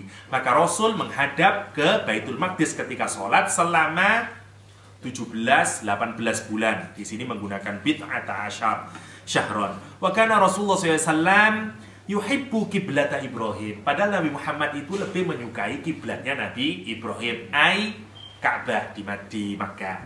Wa kana yad'u wa yanzur ila sama. Dan Rasulullah berdoa dan melihat ke langit, mendongakkan kepalanya ke langit. Fa anzalallah, kemudian Allah menurunkan ayat qad nara taqalluba wajhika fis sama. Sungguh aku lihat wajahmu, engkau tengadahkan wajahmu ke langit, ila qaulihi fawallu wujuhakum syatarah, maka hadapkan wajahmu ke arah Masjidil Haram. Fartaba min dzalikal yahud, kemudian orang Yahudi ini mulai curiga. Ya, ketika turun ayat bahwa hadapkan wajahmu sekarang ke Masjidil Haram, yakni ke Ka'bah. Ya, setelah dari Baitul Maqdis ke Ka'bah, orang-orang Yahudi ini curiga. Apa kata orang Yahudi? Wa qalu ma wallahum an qiblatihim allati kanu 'alaiha. Kenapa ya? Kenapa kok dipindahin dan seterusnya? Ya, dia ndak ragu-ragu, mulai melancarkan seperti yang kemarin saya jelaskan. Fa'anzalallahu qul lillahil masyriq wal maghrib. Keraguan doubt yang dilancarkan oleh orang-orang Yahudi, termasuk juga bagaimana cara-cara orang Yahudi agar orang-orang Islam berbalik lagi ke ajaran agamanya yang awal, karena perubahan kiblat itu entry point bagi orang Yahudi untuk melihat bahwa ajaran Muhammad ini tidak benar. Ya. Baru kemudian Allah menjawabnya dengan ayat ini, bahwa sesungguhnya timur, barat, utara, selatan, mau kemanapun kamu menghadap, Allah itu di mana-mana. Kira-kira kayak gitu. Allah di mana-mana. Semua arah engkau menghadapkan dirimu, maka disitulah engkau temukan wajah Allah SWT. Itu asbab nuzul yang pertama. Asbab nuzul yang kedua, menurut para ulama, dari riwayat Ibnu Jarir misalnya, bal anzalahullahu hadhil ayah qabla ayyufrada at-tawajjuh ilal Ka'bah, sebagai menyatakan bahwa ayat ini turun sebelum jauh difardukan orang menghadap ke kiblat. Jadi dulu sebelum ada kewajiban menghadap ke kiblat sudah turun ayat ini, yakni lillahil masyriq wal maghrib itu. Wa inna ma anzalaha liyu'lama Nabiyahu sallallahu alaihi wasallam wa ashabu anna lahum tawajjuh wujuhihim lis-shalah haitsu sya'u bin nawahil masyriq wal maghrib li'annahum la yuwajjihuna wujuhahum wajhan min dhalik wa nahiyah illa kana halla thana'uhu fi dhalikal wajh wa tilka nahiyah li'anna lahu ta'ala al-masyariq wal maghrib. Ayat ini menyatakan bahwa Allah itu sudah dari awal menegaskan kemanapun menghadapkan wajah, bahwa sesungguhnya di situ akan menemukan wajah Allah SWT. Sama saja ke arah manapun kita sama dengan menghadap kepada Allah SWT, karena Allah lah pemilik masyrik, maghrib, dan seterusnya. Jadi ayat ini jauh turun sebelum turunnya berkenaan dengan pengalian kiblat. Itu riwayat yang kedua. Kemudian ayat ini dinasakh dengan turunnya ayat baru. Qad nara taqalluba itu turunnya setelah walillahil masyriq. Itu riwayat yang kedua sebab nuzulnya.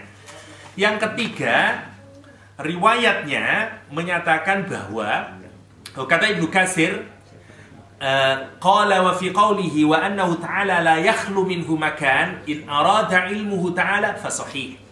Kalau yang dimaksud bahwa Allah SWT itu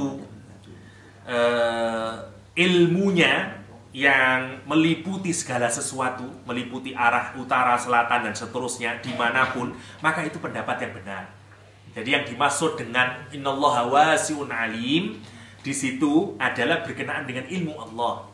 Dan yang dimanapun kamu menemukan wajah Allah itu salah satu maknanya di sini yang dimaksud adalah ilmu Allah SWT. Kenapa? Fa inna ilmu ta'ala muhitun bi jami'il ma'lumat. Karena ilmu Allah itu meliputi segala sesuatu, ya, kemana-mana. Wa amma dhatuhu, kalau yang dimaksud zatnya Allah, fala takunu mahsurah fi syai'in min khalqihi ta'ala an dhalik uluwan kabira. Tapi kalau yang dimaksud itu zatnya ada di utara, zatnya ada di selatan, zatnya ada di timur, maka itu tidak tepat. Kenapa? Karena zat Allah itu tidak bisa dibatasi oleh sesuatu, ya, oleh sesuatu. Itu yang tidak. Jadi kalau mau dirujuk, lebih selamatnya yang dimaksud adalah ilmu Allah.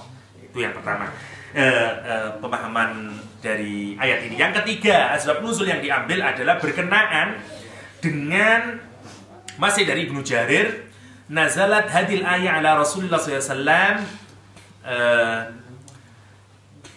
idnan minallahi ayusalliyal mutatawwi' haitsu tawajjaha min syarqin aw gharbin min masirihi fi safarihi wa fi halil musayafah wa syiddatil khauf. Refernya kepada kebolehan yang dibolehkan oleh Allah SWT bagi orang yang melakukan sholat sunnah dalam perjalanan atau dalam peperangan atau dalam syiddatul khauf, sangat ketakutan, boleh menghadap kemanapun waktu sholat sunnah, ya. Perjalanan misalnya naik kuda, udah mau ke utara, ke selatan, kudanya terserah. Atau kalau sekarang di pesawat terbang, kereta api, dan seterusnya. Dan ini menariknya apa? Di Indonesia menariknya, ya, kalau orang naik kereta api jarang sekali yang sholat itu, ya. Saya pernah naik kereta api dari Surabaya ke Jakarta, Gaya Baru Malam, ya, yang berapa itu, 20.000 atau berapa itu. Apalagi kalau subuh hampir nggak ada orang sholat itu sekereta api itu, ya. Bisa dihitung dengan jari orang yang sholat, bisa dihitung dengan jari. Jadi kalau dalam perjalanan itu kayaknya sudah tidak wajib sholat itu, ya. Tidak wajib sholat. Diri aja susah. Tapi yang menarik itu di Indonesia, ya, kadang-kadang kalau kita perhatikan, hampir orang yang ada di kendaraan itu jarang sekali yang mau sholat. Mau bis malam, mau kereta api, mau pesawat terbang, jarang, ya, jarang. Termasuk rekan-rekan dulu yang dapat beasiswa ke sini, misalnya kalau yang subuh itu tidak banyak yang mau sholat karena risih dengan tetangganya di sini, ya, gak enak saya mau sholat Pak, gimana nanti gitu. Kenapa risih sama orang, tidak risih sama Allah SWT, ya. Kadang kalau kita pikir-pikir itu antik diri kita ini, ya. Antik diri kita ini. Kita malu kepada orang, tapi kita tidak malu kepada Allah yang membuat kita. Padahal He's watching us, ya. Dia melihat kita, tapi kita merasa aman gitu, merasa aman di pesawat, di kereta api. Padahal kalau pesawatnya digelondong sedikit, ya Allah, ya Allah, ya Allah, giliran subuhnya lewat saja itu.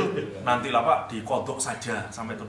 Apa alasan bisa mengkodok itu yang masih ada di perjalanan, ya? Subuhnya lewat misalnya. Dan itu banyak gitu, yang itu tragis, ya, tragis. Nggak tahu kenapa, banyak sekali itu. Banyak sekali kejadian semacam itu. Terutama di kereta api. Itu banyak sekali. Padahal kalaupun kita sholat, Nggak ada itu orang risih itu. Bahkan orang yang risih sama kita, malu dirinya sendiri ya. Dan itu sumber dakwah. Satu, dengan sholat kita memenuhi perintah Allah. Dua, itu jadi sumber dakwah bagi orang lain. Ya, dia merasa malu. Ya Allah, saya kok tidak sholat ya, bisa gitu. Dapat pahala gratis itu sebenarnya. Yang keempat, riwayat yang menjadi asbab nuzul dari ayat ini adalah dikatakan bahwa ayat ini berkenaan dengan fi qaumin amiyat alaihimul kiblah, kepada satu kaum yang dia amiyat, dia tidak tahu arah, buta arah ya, buta arah kiblat. Falam ya'rifu syatroha, dan tidak tahu kemana ini arahnya menuju Ka'bah ini mana. Jadi ada satu komunitas yang nggak tahu arah kiblat ya, nggak tahu ini, antik semuanya ini. Fasallu ala anha'i mukhtalifah, dan kemudian dia sholat aja kepada arah yang berselisihan dengan Ka'bah. Faqala Allah Ta'ala lil masyriq wal magharib fa aina wallaitum wajhakum fahunalika wajhi. Kemana saja kamu menghadapkan wajahmu, kamu temukan Allah di situ, karena Allah yang memiliki timur dan barat. Huwa qiblatukum, itulah kiblatmu. Terserah dah, kalau kita tidak tahu arah kemana aja, tidak apa-apa, nggak apa-apa ya. Fayu'limakum bidzalik anna salatukum madiyah, dan tidak perlu diulangi, sudah ya seperti itu aja, sholatnya udah selesai, nggak jadi masalah. Kalau kita nggak tahu entah kemana, tertutup awan, kita nggak tahu arah kemana, udah sholat aja, nggak apa-apa itu. Tapi jangan kalau misalnya masih ada peluang untuk mengira-ngira arah sholat, kira-kiralah berdasarkan logika yang kita miliki ya. Tapi kalau jangan asal seenaknya ya, tapi dikira-kira. Kalau misalnya tidak ada kompas, tidak ada apa, dikira-kira, meskipun situasinya memang sudah tidak bisa memungkinkan.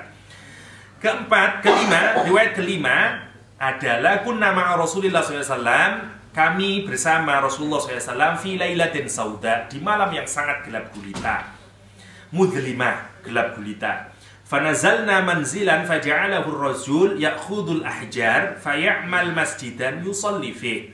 Kemudian ada seorang di antara kami itu yang mengambil batu-batuan dan dijadikan masjid, maksudnya tempat sujud, bukan membangun masjid maksudnya. Kapan terus sholatnya ya? Kemudian dia menjadikan itu sebagai tempat sujud, maksudnya ini arahnya dan seterusnya. Yusalli fih falamma an asbahna idza nahnu qad sallaina ila ghairil qiblah. Ketika sudah pagi ketahuan, wah keliru ini. Ini bukan ngadep ke kiblat, tapi ngadep ke King Street. Faqulna ya Rasulullah. Kemudian berkata ya Rasulullah. Tempat apa itu? Karena saya udah pernah diajak Isra Mi'raj sama Pak Aiman. Kata Pak Aiman, Nabi Muhammad itu waktu Isra Mi'raj tidak hanya melihat surga, katanya, jadi juga melihat neraka. Jadi saya, wah, sahih juga ini berarti. Jadi harus tahu, kata Pak Aiman. Jadi tiketnya. Ya Rasulullah, laqad shallaina lailatana hadhihi li ghairil qiblah. Ya Rasul, saya ini sholat tidak tepat arah kiblahnya, tidak remah ya Rasulullah, kira-kira gitu ya. Walillahil masyriq wal maghrib fa aina ma tuwallu fa thamma wajhullah. Enggak apa-apa, karena semua arah itu milik Allah SWT. Al-ayah. Dan hadis ini hasan menurut Imam Tirmidzi, tapi menurut Ibnu Katsir dhaif, dan menurut Imam Bukhari hadis yang mungkar. Masih banyak, dan yang terakhir saja, ini riwayat yang paling terakhir berkenaan dengan hadis ini adalah ayat ini adalah riwayat dari Ibnu Jarir. Riwayat ke-6 asbab nuzul dari ayat ini berkenaan dengan nazalat hadil ayat fi sababin Najasi, berkenaan dengan meninggalnya Najasi, Raja Najasi yang Pak Ade lihat itu waktu hijrah pertama ke Abyssinia, ya, ke Abyssinia. Najasi itu mati, ya. Najasi mati di kandang sapi, kira-kira gitu. Ya, enggak, itu guyon saja ya. Raja Najasi mati. Anna Nabi SAW qal, Rasulullah SAW berkata kepada sahabatnya, inna akhan lakum, sesungguhnya saudara kalian qad mat, telah meninggal dunia, fasallu alaihi, maka sholatlah terhadap dia. Maksudnya sholat mayatlah terhadap orang Najasyi itu, Raja Najasyi itu. Qalu, para sahabat berkata, nusalli ala rajulin laisa bi muslim, apakah kita ini harus mensolati seseorang yang dia itu bukan orang muslim? Qala, kemudian Rasul berkata, fanazalat, turunlah ayat ini, wa inna min ahlil kitab lamay yu'minu billahi wa ma unzila ilaikum wa ma unzila ilaihim khashi'ina lillah. Kata Al-Quranul Karim, sesungguhnya di antara orang-orang ahli kitab dahulu ini ya, refernya ahli kitab dahulu, ada orang-orang yang iman kepada Allah SWT dan kepada apa yang diturunkan kepada kalian, yakni diturunkan kepada nabi-nabi itu, termasuk pada Nabi Muhammad. Wa ma unzila ilaihim, apa yang diturunkan kepada Nabi Muhammad, ay Al-Quranul Karim, dia tidak mengingkari Al-Quranul Karim, dan dia juga percaya terhadap kitab-kitab yang diturunkan kepada nabi-nabi mereka, dan mereka itu khasyi'ina lillah, mereka khusyuk kepada Allah SWT. Ya. Sebagian menyatakan seperti kata Pak Hendy Solahuddin, Najasyi sudah masuk Islam. Tapi kalau merefer kepada pertanyaan ini, pertanyaannya sahabat Nabi, nusalli ala rajulin laisa bi muslim, keadaannya masih belum muslim. Tapi kalau jawabannya dari Allah ini, implisit kita melihat Najasyi termasuk orang yang percaya kepada unzila ilaikum ay Al-Quranul Karim. Ya, itu yang pertama. Qala Qatadah faqalu, Imam Qatadah berkata, mereka kemudian menjawab, innahu kana la yusalli ilal qiblah fa anzalallah. Kemudian mereka berkata, sesungguhnya Najasyi itu sholatnya tidak ngadep kiblat. Kemudian turunlah ayat, walillahil masyriq wal maghrib fa aina ma tuwallu fa samayatullah. Hadis ini hada gharibun, hadis ini gharib katanya.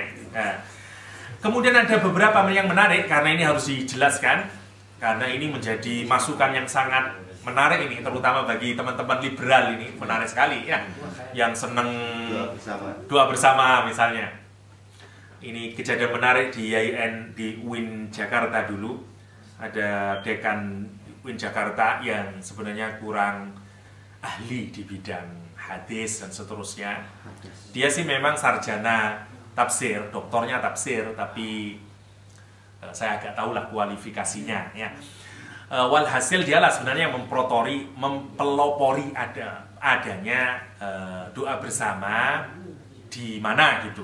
Dan itu yang dikutip oleh televisi, menyatakan bahwa UIN Ciputat menghubungkan dekan itu. Jadi kayaknya itu suara UIN Ciputat. Wah, jadi merasa jelek akhirnya, dan dia ngotot itu bahwa boleh. Singkat cerita, teman-teman ini di Fakultas Tarbiyah, waktu itu saya masih ngajar di sana, hanya gini saja lah, susah orang ini dibilangin, kita bikin aja seminar, kita datangin aja,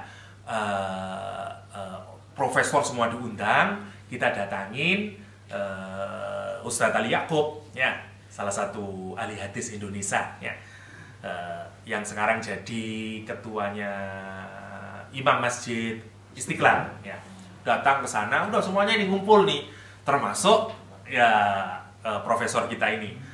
Udah dijelasin sama Ali Yaakob, memang terdapat perbedaan, kata dia itu, di kalangan ulama. Tetapi itu hanya ada satu ulama, kata dia, yang menyatakan bolehnya itu, dan seterusnya gue jelasin semuanya. Hanya ada satu, dan yang diikutin oleh profesor itu, dihadapkan mati kutu dengan jawaban-jawaban dari Ali Yaakob dulu, Ali Yaakob ya. Nah, itu ceritanya. Nah, ayat cerita ini juga harus kita pahami, apakah memang bagaimana rujukannya. Apakah ini juga bisa dijadikan rujukan untuk kebolehan kita mensolati non-muslim. Yang pertama, hadis ini gharib.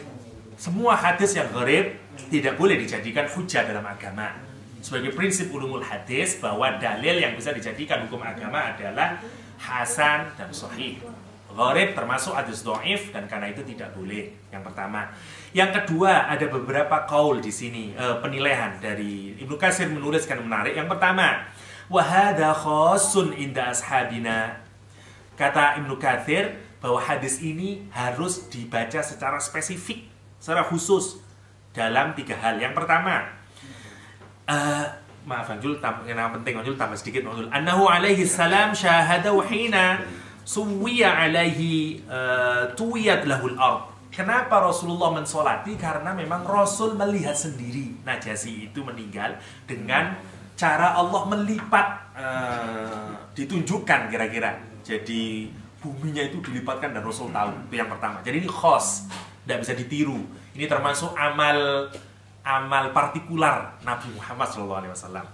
Jadi tidak bisa diimitasi oleh yang lain. Yang kedua, innahu lamma lam yakun indahu may yusalli alaihi shalla alaihi wa ikhtarahu Ibnu Arabi, nyatakan bahwa pada saat itu nggak ada orang yang mau mensolati di kalangan mereka, sehingga menjadi wajar dong disolatin. Ini yang dipilih oleh Ibnu Arabi. Qala al-Qurtubi wa yab'ud ay yakuna maliku muslim laisa indahu ahadun min qaumihi ala dinihi wa qad ajaba Ibnu Arabi an hadha al-alam lam yakun indahum syar'iyyah as-salat 'ala al-mayyit wa hadha jawabun jayyid. Katanya Imam Qurtubi, tidak mungkin itu. Alasan kayak itu terlalu jauh, ya, karena masih ada di sana.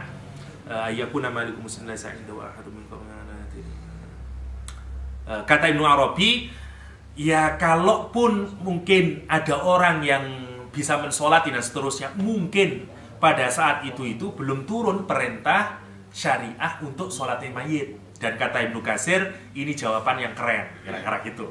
Hada jawabun jayyid. Ini saya translate secara kasaran, ya.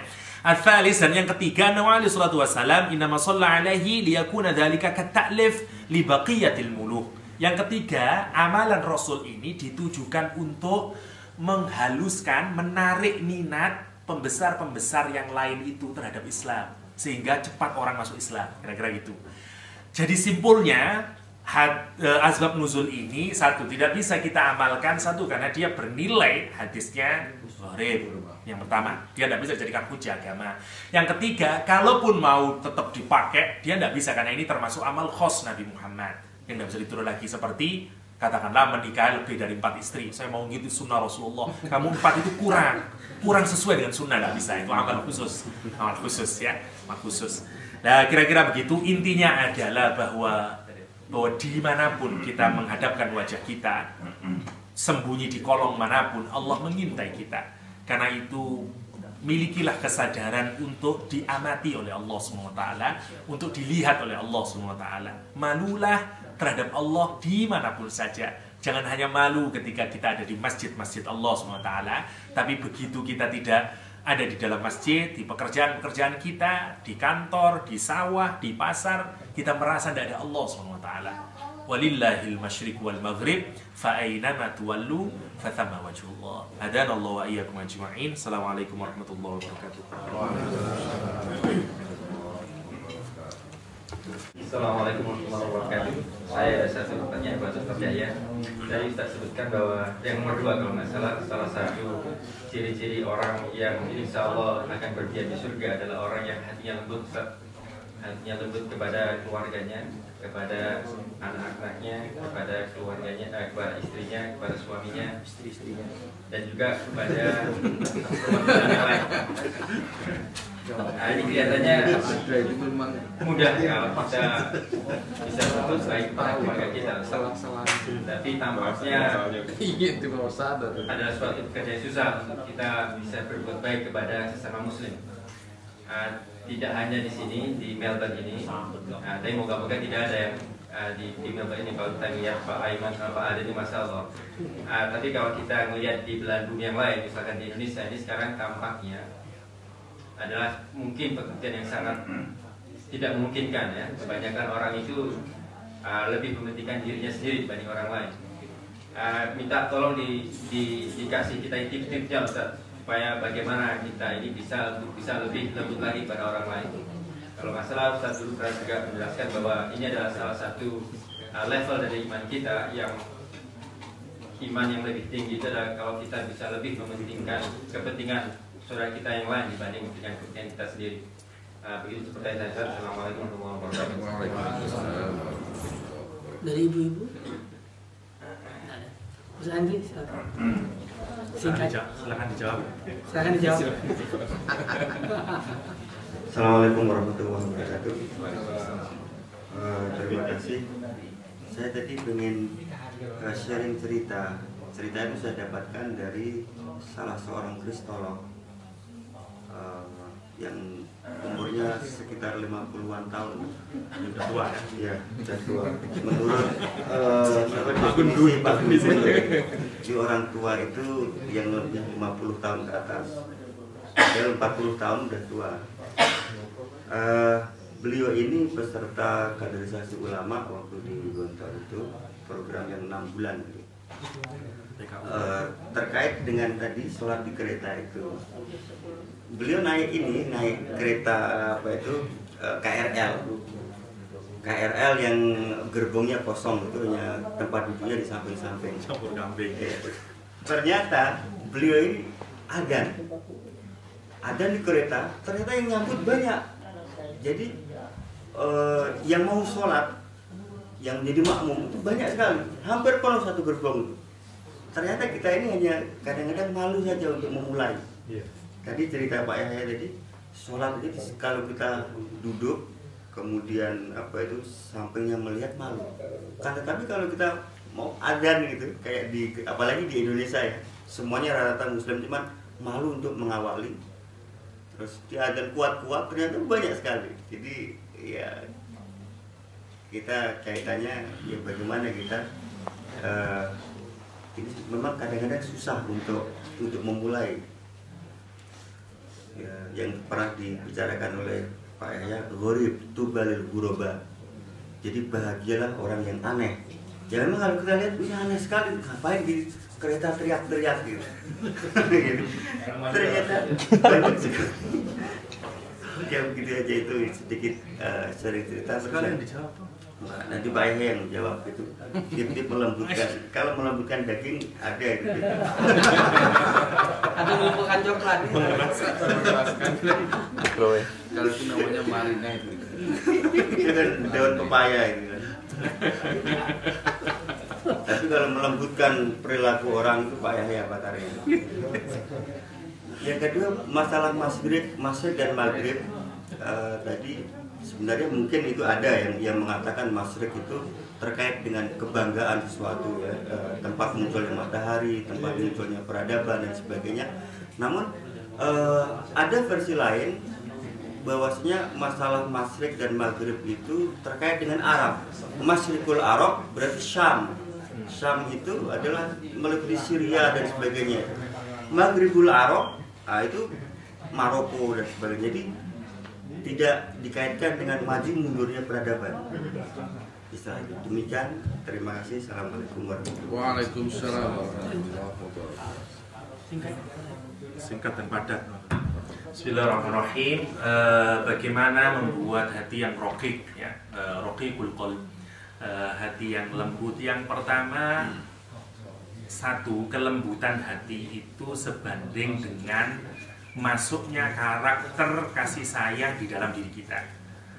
Persis rumusnya di dalam hadis misalnya, kita ini kan disuruh takhallaku bi akhlaqillah. Kita disuruh berakhlak sebagaimana akhlaknya Allah SWT. Misalnya wa ahsin kama ahsanallah.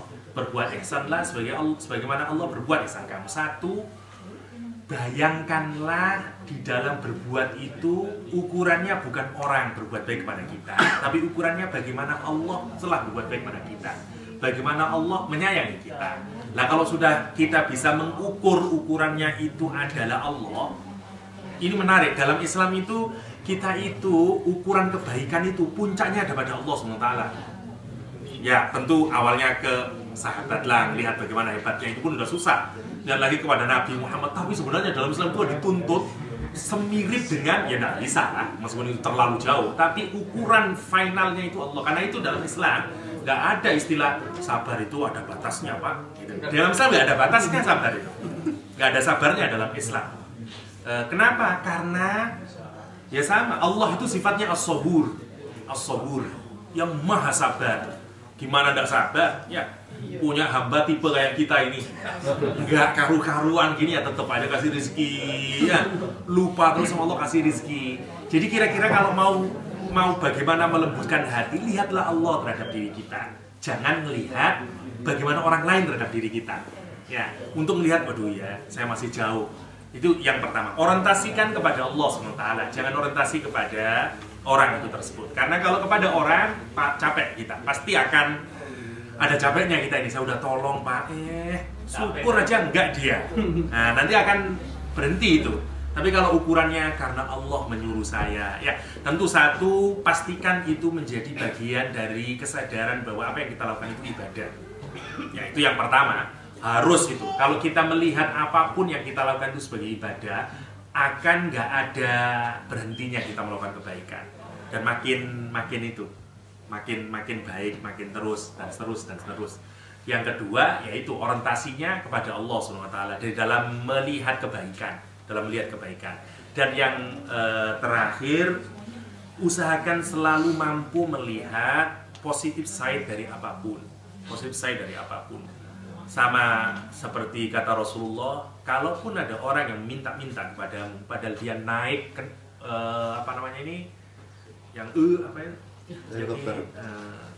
kuda, masya Allah. Ngomong kuda susah. Motor ini Pak. Kata Nabi Muhammad, kita ini masih harus suruh ngasih, meskipun orang itu naik kuda, tidak apa-apa, suruh ngasih sodako. Kuda itu kan kalau zaman sekarang ini naik mobil gitu. Ada orang naik mobil minta-minta, tetap aja suruh ngasih sama Nabi Muhammad. Kenapa? Karena ngelihatnya dari efek yang lain.